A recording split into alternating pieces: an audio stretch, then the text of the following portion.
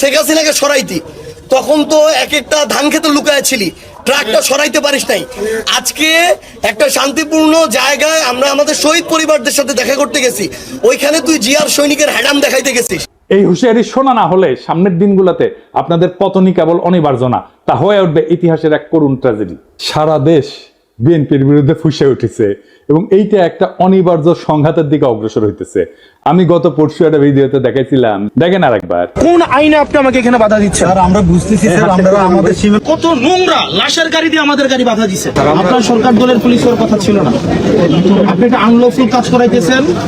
আপনি যারা ল মেকার তাদেরকে আপনি একটা আনলফুল জিনিসটা পাই দিন। তারেক রহমান বলছেন অন্যায়কারী যেই হোক আমরা প্রশ্রয় দেব না। খুব ভালো কথা, কিন্তু গ্রেপ্তার করলে থানা ঘেরাও করে আসামি সিনাই নিয়ে যায় কেন বিএনপি?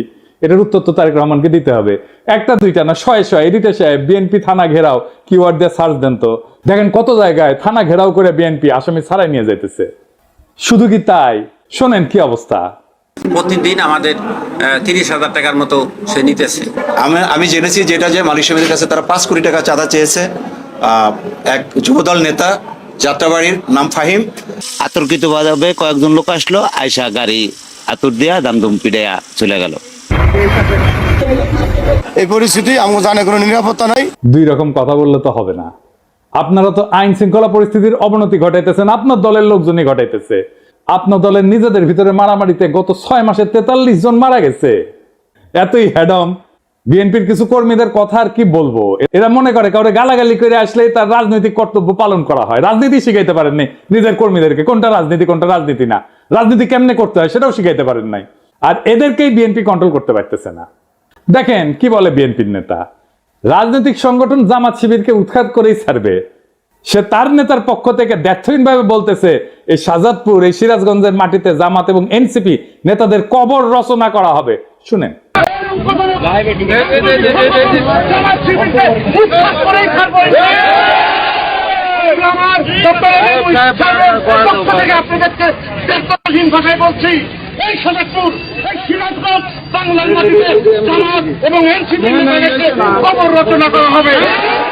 এর নাম হইতেছে আমির হোসেন সবুজ, সাংগঠনিক সম্পাদক শাহজাদপুর উপজেলা বিএনপি। তো সাতালমুখ মনে করে যে গণতন্ত্র মানে মতভেদের অবসান না, কিন্তু বরং গঠনমূলক দ্বন্দ্বের স্বীকৃতি। দেখেন বিএনপির মধ্যে মনে করে যে আমি যদি সমালোচনা করি আমি শত্রু, মানে তার সমালোচনা করাই যাবে না, সমালোচনা করলেই শত্রু এবং ওইটা না করলে ঐক্য নাই। এই গণতন্ত্রই বোঝে না, ডেমোক্রেসির আধুনিক ধারণাগুলো এদের মাথার মধ্যে নাই একেবারে। রাজনীতি মানে ঐক্য না, বিরোধ রাজনীতি। আমরা একে অপরকে শত্রু হিসেবে না দেখে বিরোধী বা অ্যাডভার্সারি হিসেবে মানলে গণতন্ত্র টিকে থাকে। ওনার একটা ধারণা আছে লেফট পপুলিজম বলে, তিনি যুক্তি দেন যে ডানপন্থী পপুলিজমের মোকাবেলায় বাম ঘেঁষা পপুলিজমের দরকার আছে, যেখানে জনগণের আবেগ, পরিচয় এবং প্রতিবাদ সংগঠিত হবে প্রগতিশীল রাজনৈতিক লক্ষ্য নিয়ে।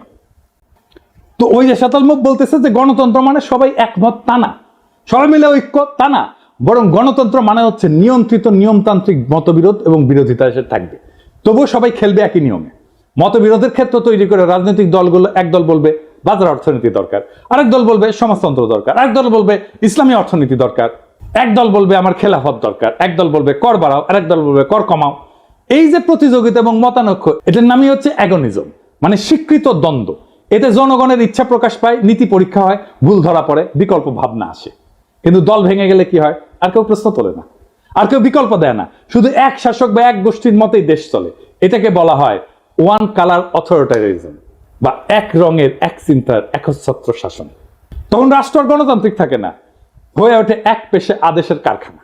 তাই রাজনৈতিক দল ধ্বংস হওয়া মানে কেবল একটা সংস্থা বিলুপ্ত হওয়া না, এটা রাষ্ট্রের গণতান্ত্রিক কাঠামোর অন্তঃসার শূন্য হয়ে যাওয়া, জনগণের প্রতিনিধির কণ্ঠ নিঃশেষ হয়ে যাওয়া এবং রাষ্ট্রীয় পরিসরে শূন্যতার সৃষ্টি হওয়া, যা বিদেশি শক্তি স্থানীয় শোষক শ্রেণীর হাতে রাষ্ট্রীয় নিয়ন্ত্রণের রাস্তা উন্মুক্ত করে দেয়। তাই স্বাধীনতা সার্বভৌমত্ব রক্ষায় রাজনৈতিক দলের বহুত্ব, কার্যকারিতা এবং গণভিত্তি অপরিহার্য। এবার প্রশ্ন উঠতে পারে, বিএনপি কি দায় নাই এই ধরনের ঘটনা ঘটায়? অবশ্যই আছে। নিজের দলের গুন্ডাদের সামলাইতে পারতেছিল না, তাই র‍্যাব বানাইছিল। বিএনপির এইসব সোকল্ড ইন্টেলেকচুয়াল ইনফ্লুয়েন্সারদের সাথে কথা বলতে যাওয়াটা একটা যন্ত্রণা।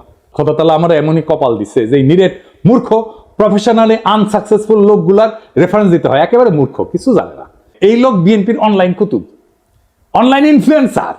এর বিএনপি কর্মীরা দেখে, তারপর যা বলে উগড়ায় দেয় নানা জায়গায়। তো এই বিএনপি গাড্ডায় পড়বে না তো পাশে বাড়ির মোখলেস পড়বে? বিএনপি মনে করেছে যে সবকিছু আগের মতো থাকবে, শুধু যায় রাষ্ট্র ক্ষমতায় বসবে তারা ধপাস করিয়া, ক্ষমতায় বসে রাষ্ট্রযন্ত্র দিয়ে গুন্ডামি থামাবে আর সবকিছু ঠিক থাকবে, পুরা ফ্যাসিস্ট কাঠামো ঠিক থাকবে, শুধু ক্ষমতায় থাকা লোকগুলা বদলাবে। তাইলে তো তাকে আওয়ামী লীগ হয়ে দেশ চালাইতে হবে। পুরা রাষ্ট্র কেমনে চলবে এটা তো হাসিনার ইন্ডিয়া বসে ঠিক করেছে, সেভাবে বানাইছে সবকিছু। সেটা ঠিক রেখা বিএনপি তার মতো দেশ চালাইতে পারবে না? পারবে না। বিএনপিকে এই রাষ্ট্রকে র্যাডিক্যালি বদলানোর চিন্তা করতে হবে। এইভাবে পারলে হাসিনাই ক্ষমতায় থাকতো। হাসিনার একটা বিশাল ইন্টেলেকচুয়াল বাহিনী ছিল, ইন্ডিয়ান ইন্টেলিজেন্সিয়ার ফুল সাপোর্ট ছিল। আপনার কিছু নাই, বাস্তবিকই কিছু নাই। দেখাই দিলাম হাতে নাতে। আপনাদের রাষ্ট্রচিন্তকদের আমার সাথে ডিবেটে বসাই দিয়েন, 5 মিনিটে রণে ভঙ্গে দিবে, টিকতেই পারবে না কোনো আলোচনায়। এটা অহংকার না, এটা রিয়েলিটি। মাইনা নেন এই রিয়েলিটি। শেখ মুজিব কইছিল না শরদ্দীর বদিগার, রিয়েলিটি মেনে নাও ভুট্টোরে। আপনাদের রিয়েলিটি মেনে নিতে হবে। তাহলে বিএনপির কি করা দরকার? আমি বিএনপি করলে আমার বিপুল কর্মী বাহিনীর কর্মসংস্থানের জন্য কাজ করতাম। তারপর এসএমই, স্মল মিডিয়াম এন্টারপ্রাইজে কাজে লাগাই দিতাম। এরা চান্দাবাজি করে কারণ কাজ নাই, কাজে ঢুকাই দিতেন, সবকিছু বন্ধ হয়ে যেত, দেশেরও উপকার হইতো। মানুষ যদি দেখে উনি কিছু করেন না, তাহলে রাজনীতি করেন, তাহলে মনে হবে যে আমিও রাজনীতি করব, কিছুই করব না। এবং মানুষ কি মনে করে আসলে আপনাদেরকে, পলিটিশিয়ানদেরকে মনে করে আপনারা চান্দা দিয়ে চলেন। এটা আমার কথা না, একদম জনগণের কথা। আমি দেখাই দিতেছি, শুনেন, দেখেন কি বলে। একটাও কাম করে খায় না, চাঁদা উড়ে খায়। ছোট নেতা তারা চাঁদা উড়ায়, বড় নেতা মালিক হয়ে যায়। সব নেতা চলে 7,000 টাকা দিয়া। কোন নেতা কাম করে কইতে পারবে যে আমি কাম করি না ভাই? সব নেতারা খায় 7,000 টাকা। 7,000 টাকা খাইয়া সব নেতার সংসার চলে। 7,000 টাকা খাইয়া এরা রাজনীতি করে। এখন চাঁদা বন্ধ হইলে রাজনীতি কেউ করবে না। চাঁদা বন্ধ হয়ে গেলে রাজনীতি কেউ করবে না। যে ধান্দা নাই না রাজনীতি করবো কেন? কাম করে খাই। চাঁদাবাজি আছে জড়িত, আপনি খোঁজ নিয়ে দেখেন ভালো মতন। দেখেছেন, রেসপেক্ট করে না তো পলিটিশিয়ানদেরকে। কেন করে না? কারণ আপনাদের মনে করে আপনারা চান্দা দিয়ে চলে। বিএনপি এখন একটা সন্ধিক্ষণে দাঁড়ায় আছে। সামনে 2টা পথ, একটা আত্মধ্বংসের আর একটা নবজন্মের। আপনি যদি রাজনৈতিক দল হিসেবে জনগণের কাছে ফিরে আসতে চান, তাহলে এই মুহূর্তে আত্মসমালোচনা, কাঠামোগত সংস্কার এবং র্যাডিক্যাল চিন্তার সাহস দেখাইতে হবে। এদেশের জনগণ নতুন কিছু চায়, নতুন রাজনৈতিক কল্পনা, নতুন নৈতিক নেতৃত্ব, নতুন র্যাডিক্যাল চিন্তা। যারাই নতুন চিন্তাকে ধারণ করবে তারাই ভবিষ্যতের নেতৃত্ব দিবে। একজন প্রকৃত রাজনৈতিক নেতা শুধু বক্তৃতা দেন না, কর্মীদের কাজ দেন। শুধু ভীষণ দেন না, সেই ভীষণ বাস্তবায়নের গাইডলাইনও দেন।